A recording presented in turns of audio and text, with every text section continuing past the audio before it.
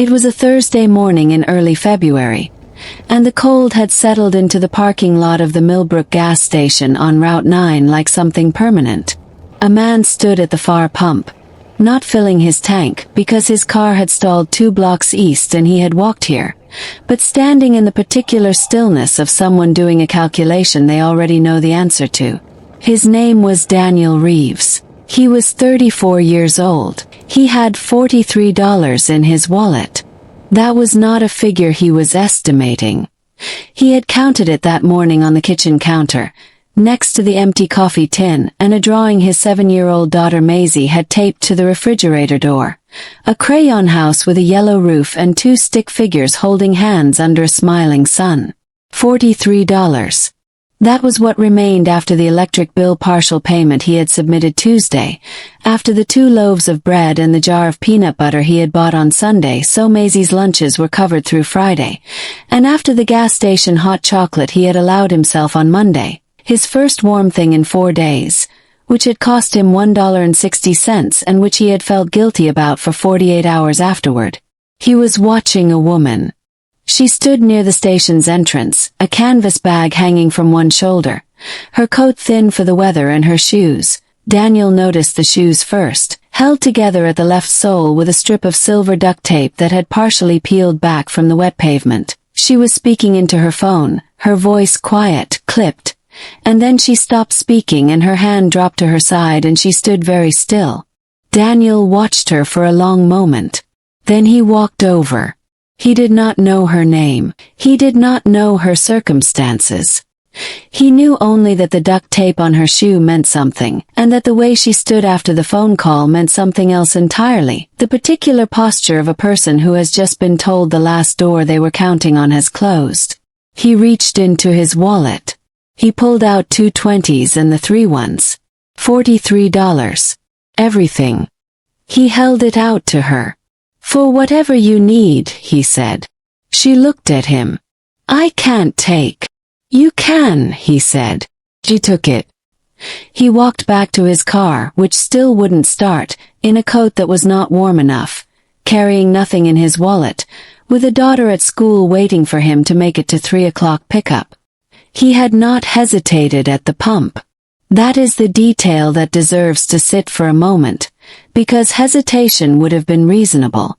Hesitation would have been the rational response of a man carrying $190,000 in medical and legal debt, facing an eviction notice that had arrived 6 days earlier in a manila envelope. He had left unopened on the counter for 2 days before Maisie asked what it was, and he told her it was paperwork. Just paperwork. The debt was not from recklessness. The debt was from 3 years ago, when his wife, Clara, had been diagnosed in the spring with an aggressive form of ovarian cancer, and when the insurance policy Daniel had believed was adequate turned out, in the language of an insurance adjuster's letter, to be not applicable to the procedure costs incurred. Clara had died 11 months after the diagnosis. She was 31. Maisie had been 4. Daniel had kept every bill. He kept them in a brown accordion folder in the closet behind his winter coats, because he could not throw them away and could not look at them freely. $190,412. He knew the number without checking. He had given away the last $43 he owned to a stranger with duct tape on her shoe. This is where the story begins. Before the parking lot, before the $43, before the manila envelope and the accordion folder, Daniel Reeves had been someone else entirely. Not wealthy, not extraordinary, but solid. The kind of solid that does not announce itself. He had worked as a structural engineer for a mid-sized firm in the city, a job he had been good at and quiet about, the kind of professional competence that moves through the world without fanfare. He and Clara had bought the house on Selborne Road in 2018. A 3-bedroom with a damp basement they had plans for, a backyard Maisie would eventually be old enough to run around in, and a mortgage payment that was manageable as long as both of their salaries came in on time. Clara's salary stopped coming in when she went on medical leave in April of the year she was diagnosed. Daniel's stopped coming in 7 months later, when he missed too many deadlines during the final weeks of her illness, and his employer, with what they called regret, in a letter that used the phrase performance concerns, let him go. He had found freelance work after the funeral. Small contracts. Enough to keep the lights on some months.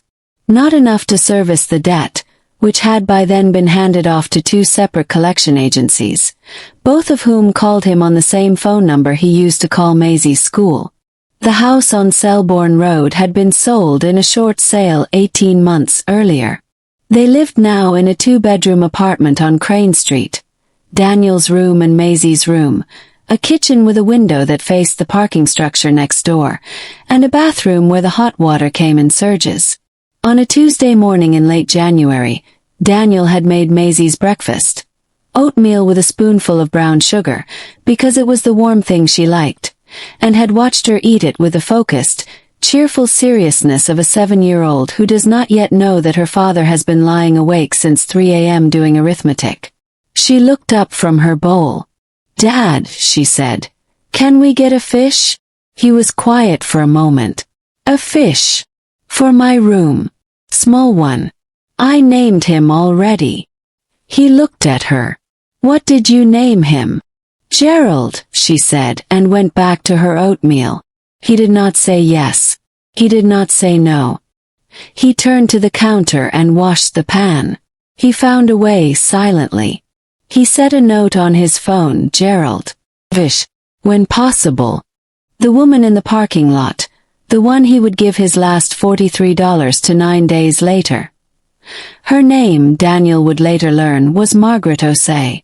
She was 56 years old, a former hospital administrator who had been trying to reach her adult son when Daniel walked over. Her son had called to tell her that the money she had been counting on, a pending settlement from a workplace injury claim, had been delayed again. She had $11 in her account. She had a bus to catch. The duct tape on her shoe was a practical measure.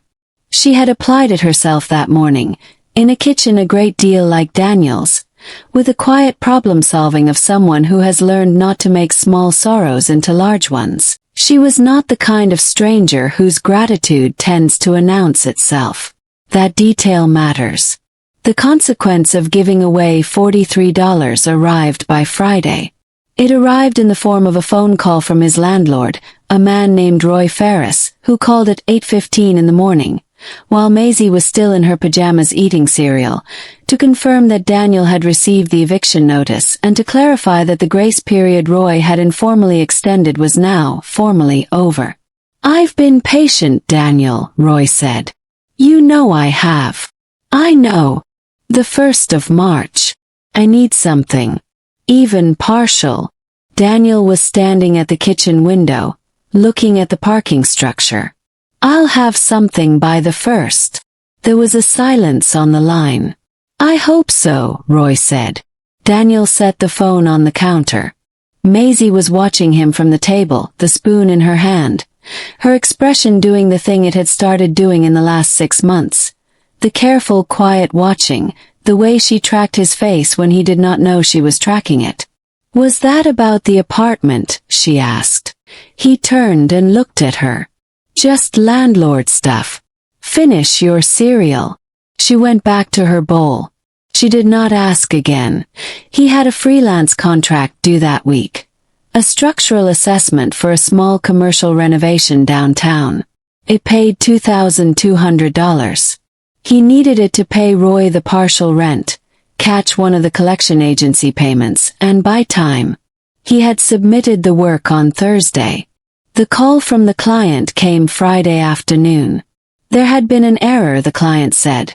Not Daniel's error, an error in the original site plans they had provided him. The contract was suspended pending correction of the base documents. Payment would be delayed by at minimum 3 weeks.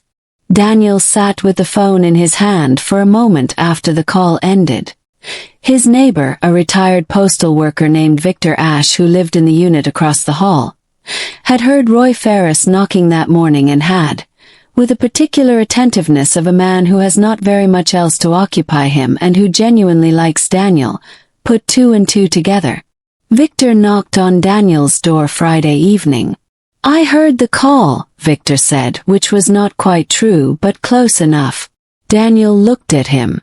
"I have $400 I can lend you," Victor said. Daniel was quiet for a moment.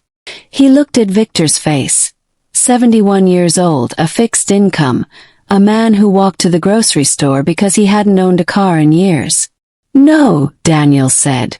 "Daniel, I won't take it, Victor." Victor stood in the doorway. "Why not? It's just money." Daniel looked at him steadily. "Because you need it more than I'll need it when I need it." Victor didn't have a response for that. "Come in," Daniel said. "I'll make coffee." They sat at the kitchen table and drank coffee and did not talk about money. Later, after Victor went home, Daniel walked to Maisie's door and stood in the hallway. She was asleep. Her nightlight, a small elephant she had brought from Selborne Road, cast a soft arc of light across her quilt. On her dresser was a photo, Clara holding Maisie at 2 years old, both of them laughing at something outside the frame. He looked at it for a long time. Then he walked back to the kitchen table, opened his laptop, and started looking for any contract he could pick up before the 1st of March. Victor, for his part, did not go quietly back to his apartment and do nothing. He had a niece, a woman named Diana Ashpark, who worked in communications at a mid-sized financial services company in the city. Victor called her that night. He did not ask her to do anything specific. He told her what he knew about Daniel. He told her about the $43. He told her about Margaret in the parking lot. Diana Ashpark listened to her uncle without interrupting. Then she said, "Which parking lot?" Daniel did not know any of this. He closed his laptop at 1 in the morning without finding a contract. He went to bed. He set his alarm for 6:15 so he could make Maisie's oatmeal before school. The first crisis arrived on a Monday. Roy Ferris, having heard nothing further from Daniel and having, in fairness to him, waited considerably longer than most landlords would have, filed the formal eviction proceeding with the county court on February 17th. A notice was served to Daniel's door at 7:40 in the morning, 20 minutes before he left to walk Maisie to school. He stood in the doorway and read it while Maisie put on her backpack in the hallway behind him, and then he folded it once and put it in his coat pocket and turned around and helped her zip the last few inches of her zipper, which always stuck. "Ready," he said. "Ready," she said. They walked to school. He held her hand at the crossings. The cold had not lifted. February had settled in with gray permanence, the kind of gray that is not dramatic and does not pretend to be, just flat and durable and everywhere.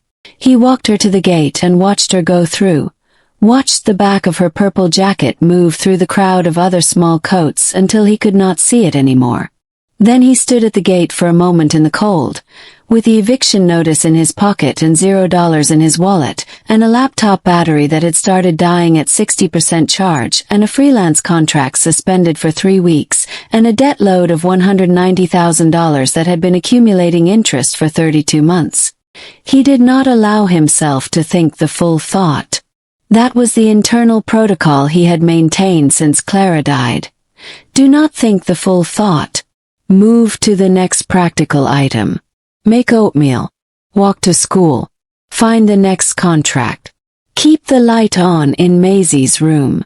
But the full thought was there at the edge, with the patience of something that knows it will eventually be heard. On February 19th, the second crisis arrived in a form Daniel had not anticipated.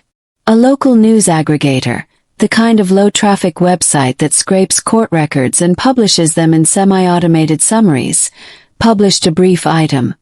Eviction proceedings. Address on Crane Street. Standard anonymous, nothing personal.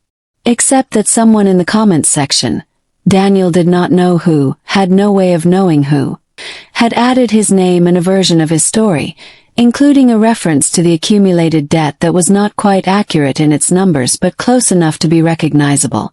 One of Daniel's former colleagues from the engineering firm saw it. He called Daniel not out of cruelty but out of what he believed was genuine concern, to ask if he needed help. But the call had the precise quality of a wound that reopens when it is touched with the intention of healing it. Daniel thanked him. He got off the phone as quickly as he could without being rude. He put the phone on the kitchen counter. He stood in the kitchen for a long time. He thought, with unusual directness, about what it would mean to start over. Not the apartment, not the debt, but the self. The version of him that had been a husband and a homeowner and a reliable professional and a father who made plans. He thought about how far that version felt from the man standing in his kitchen on Crane Street with a dead wallet and a court notice in his coat pocket. He thought about Maisie. He thought about the fish, Gerald, that she wanted, that he had written on his phone, that he had not been able to get. That evening, Maisie came home from school and set her backpack down and came and sat at the kitchen table and did her homework without being asked. She did not ask about dinner, though Daniel had not started it. She looked at him once, her pencil still in her hand, and their eyes met for just a moment, and she looked back at her worksheet without saying anything. He was grateful for that. For the silence she offered at 7 years old, with a grace that shamed him and steadied him at the same time. They sat together at the kitchen table. He was not going to tell her anything. She was not going to ask. The evening light came through the window that faced the parking structure and fell in a pale rectangle across the table between them. Quiet. Together. He made pasta that night with the last of the sauce in the cupboard, and she ate it without comment and told him about a game she and her friend Sophie had invented at recess, involving a complicated set of rules about puddles, and he listened to every word. He did not go to bed until 2 a.m. He did not find a new contract. Victor Ashe, across the hall, had spoken to his niece Diana again that day. Diana had been doing something with the information he had given her. She had told Victor she would handle it carefully. She had not told him what she meant by that. Victor knocked on Daniel's door one more time that evening, quietly in case Maisie was asleep. Daniel opened it. Victor handed him a foil-covered plate. "I made too much rice," Victor said. Daniel took the plate. "Thank you, Victor." "Don't thank me," Victor said. "Go sleep." He went to sleep. He set his alarm. He did not know what Diana Ashpark had been doing for the past 72 hours. He did not know that Margaret Osei, the woman from the parking lot, had told her daughter the story of the man at the pump when she got home that Thursday. He did not know that Margaret's daughter had told someone else. He did not know that the chain of telling and retelling had reached someone who had reached someone who worked in the executive office of a financial services company whose CEO had, in his own life, a story about a parking lot and a cold morning and a stranger who had helped him and whom he had never been able to find. He did not know any of it. He slept. On February 21st, a Thursday, exactly 8 days after the morning at the Millbrook gas station, Daniel had walked Maisie to school and was standing at the kitchen sink washing a single coffee mug when he heard a car door close outside. Then another. Then 2 more. Then a 5th. He looked out the window that faced the street. Not the parking structure window, the other window, the one above the radiator, and saw 5 black SUVs parked along Crane Street in a line, their hazards off, their engines quiet. He stood and looked at them for a full 10 seconds and could not produce a rational explanation for why they were there. His phone rang. It was a number he did not recognize, with a city area code. "Mr. Reeves," said the voice on the other end. "My name is Thomas Hale. I'm the Chief Executive Officer of Halcrest Financial Group. I'd like to speak with you this morning if you're available." Daniel looked at the 5 SUVs on the street. "I'm available," he said. 3 minutes later, Thomas Hale was standing in Daniel's kitchen. He was a tall man in his mid-50s, wearing a coat that was expensive without announcing itself. and his face had the particular quality of someone who has not become unacquainted with difficulty despite the coat and the 5 SUVs. He looked at the kitchen, the window, the counter, the drawing on the refrigerator, without the expression of a man noticing deprivation, with the expression of a man recognizing something. He set a manila folder on the kitchen table. "Sit down," he said. Daniel sat. He did not know what else to do.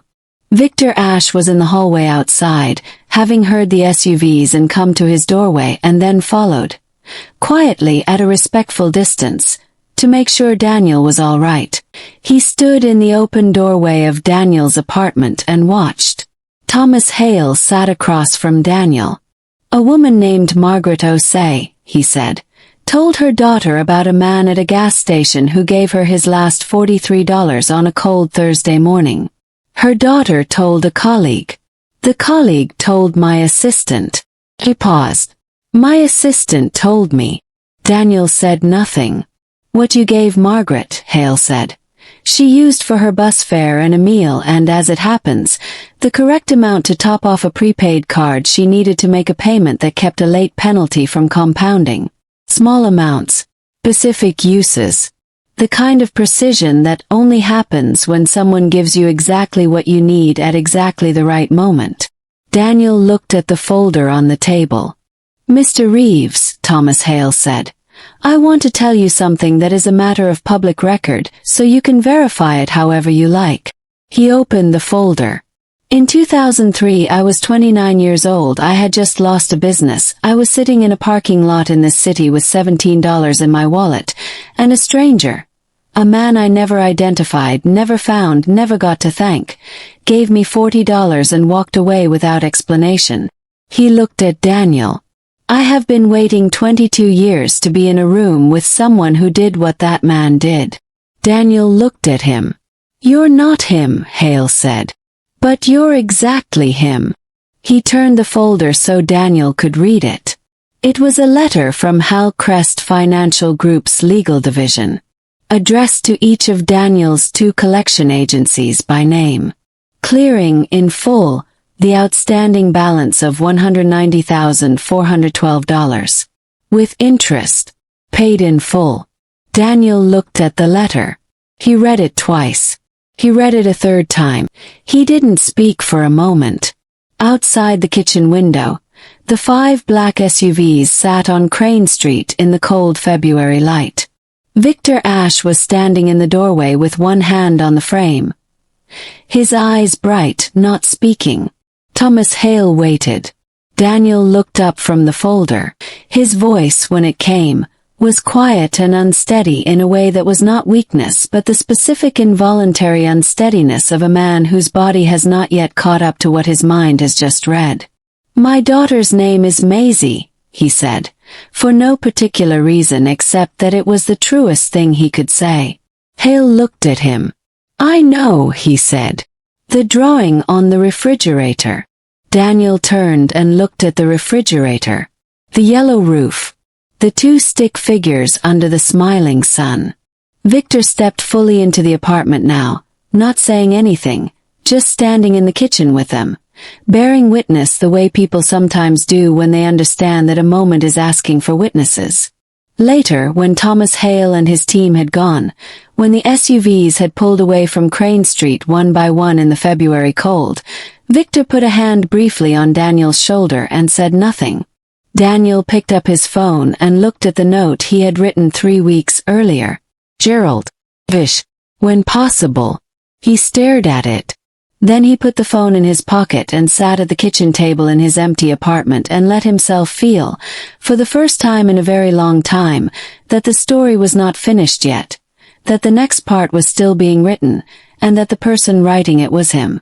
Margaret O'Say, when she was called and told what had happened, was quiet on the phone for a long time. Then she said, "He didn't even ask my name." That was the moral, right there, in those 5 words. 6 months later, in August, the window of the apartment on Crane Street was open for the first time in a long time. Not the window above the radiator but the other one, the one that faced the parking structure, which had been replaced in July with a newer double pane that actually sealed at the corners. The debt was gone. Not restructured. Not deferred. Cleared on a Thursday in February by a man in an expensive coat who had been looking for a reason to do it for 22 years. Daniel had not moved. He had stayed in the apartment on Crane Street because it was Maisie's home, and because Victor was across the hall, and because there was something Daniel had decided about the idea of running toward the next thing before you have finished being grateful for what has already arrived. He had paid Roy Ferris 6 months of rent in advance. Roy had not known what to say. He had reinstated his engineering credentials, found 3 new contracts, and taken a part-time position with a non-profit that did structural assessments for low-income housing development, work that paid less than his old firm and mattered more than anything he had done in the previous 4 years. On a Tuesday morning in August, Maisie came downstairs in her pajamas and walked to the windowsill where a small glass tank sat next to a paperback book Daniel had left there. Inside the tank, a betta fish, blue and red with long trailing fins, moved in slow, deliberate arcs through the water. She pressed her nose to the glass. "Morning, Gerald," she said. Daniel was at the counter making oatmeal. He heard her say it. He did not turn around immediately. He stood at the counter for a moment, hands on the pan. Then he put the spoon down, walked to the windowsill, and crouched next to her, and they both looked at the fish for a while. Victor knocked at 8, as he sometimes did, and Daniel let him in, and they had coffee at the kitchen table while Maisie ate her breakfast and provided Gerald's full biographical background, which she had developed in detail over the previous 3 weeks, and which involved Gerald having previously lived in a castle. At one point Victor looked across the table at Daniel. "You know what Margaret said," Victor said. He had told Daniel this before. He said it again. "She said he didn't even ask my name." Daniel looked at him. "That's the whole thing," Daniel said. Victor nodded. "That's the whole thing." They drank their coffee. Gerald moved through his tank. Maisie finished her oatmeal and asked if Gerald could come to school for show and tell, which led to a discussion about fish transportation logistics that carried them all the way to the front door and down the stairs and into the August morning, where the sun was warm and the street was ordinary and everything that had happened was still true. Watch until the end of this video to see exactly what was written in the letter Thomas Hale placed on Daniel's kitchen table, and what Daniel said to Maisie the night he finally told her what had happened.